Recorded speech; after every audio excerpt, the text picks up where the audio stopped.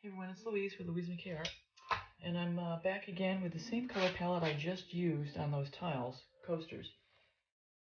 Got my violet rose, my pearl rose, Mortem violet, cadmium yellow with pearl yellow, and my combination turquoise, metallic cobalt blue, and the pearl green by Arteza. I'll have all this described in below. I'm going to use my slightly off color pillow, which is this gray, flannel gray with a lot of the MultiPro, and I'm going to be using my American Floetrol cell activator that I concocted the other night that seems to be working so nicely. So let me get this canvas going and I'll get you down in a second. And just so you know, this is a level 2 canvas, and I did tape the back this time, so I'm getting serious about this one. Hopefully have a good result here. Alright, let's get this pillow down, or base, whatever you want to call it. Once again, because I'm going to be swiping, I'm not going to load up the whole canvas, because I don't want everything to spread everywhere to start with. I'm going to get my composition down first, and then we'll worry about spreading things out. Alrighty. Okay, let's get this going. So I need to think about this for a second. Well, I think I'm going to get some air bubbles, hopefully.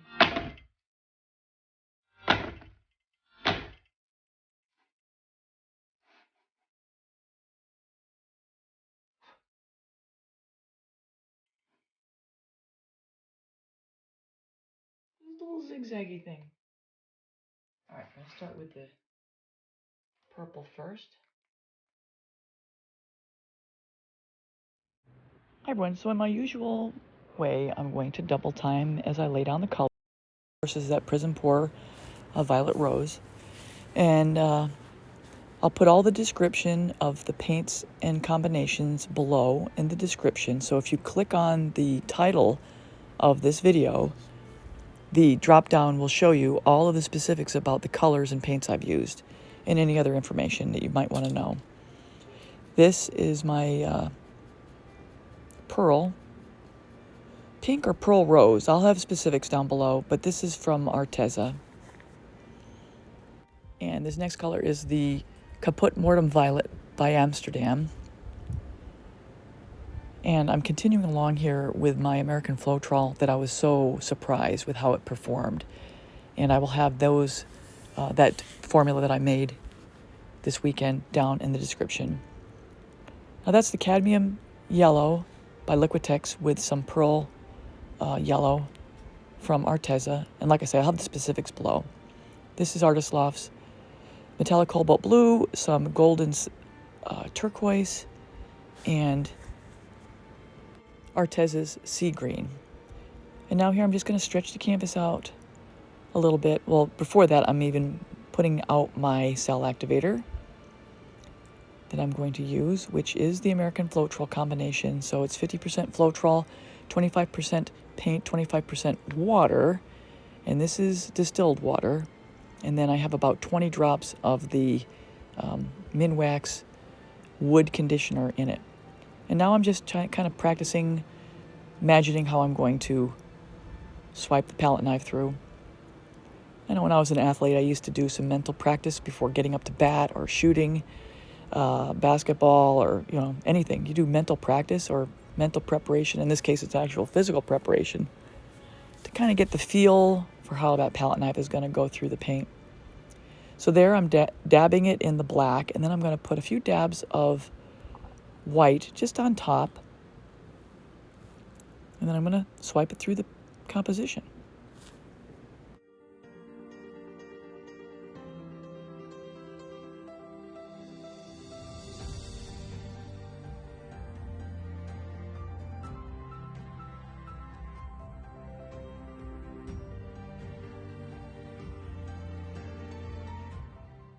So now through here, it's just playtime. I'm gonna stretch out some of the composition. I'm gonna scoop and drag, and it's just a lot of fun to see what I can do to make this look more interesting.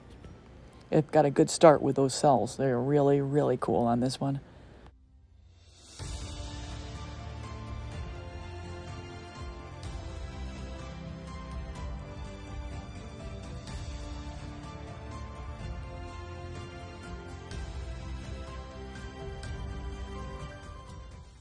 I know it was not even that long ago that I was even still shy about putting that palette knife into the paint and playing with it. But now I'm better, but I'm still not where I need to go. But I definitely have gotten over my angst about trying to change the composition. And actually now I kind of rely on going in after the fact and playing with the paint. So I think it comes in phases, your growth. And it's just kind of fun to see how you do.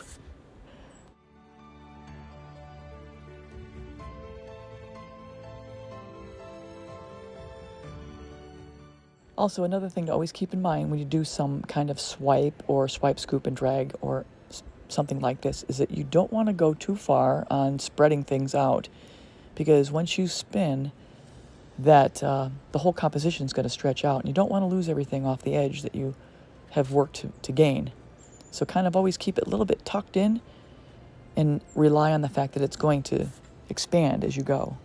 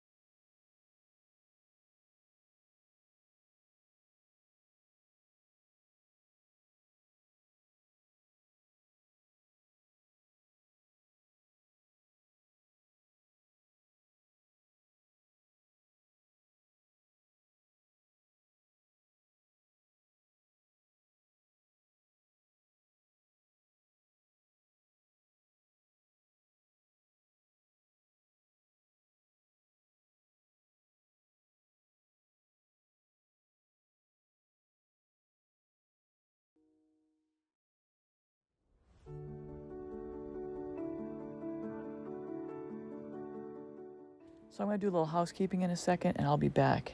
So after some housekeeping, I just started to stretch the pillow to the edges in preparation to spinning it out. And this is still on double speed. So the spin is actually really slow. Don't need to go too fast. Just want it to go stretch very slowly.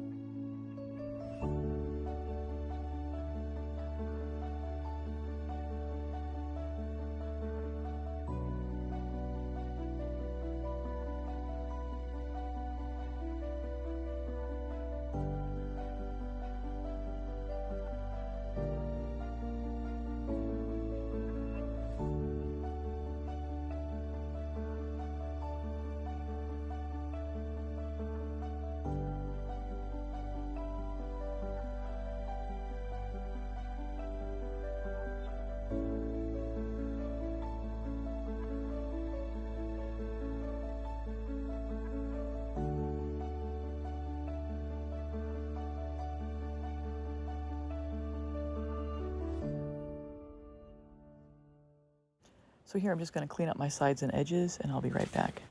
So everyone, I'm wrapping up here. Just want to take a second to thank everybody for joining me. And if you're new and like what you see, please subscribe and hit the bell. You'll get all my latest videos.